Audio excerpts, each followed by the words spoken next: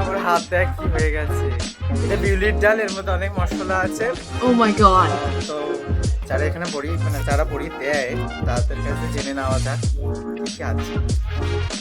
বিউলির ডাল, চাল কুমড়ো, পাঁচ ফোড়ন, গোটা জিরা, কালো জিরা, আদা, নুন, লঙ্কা। আর কিছু না?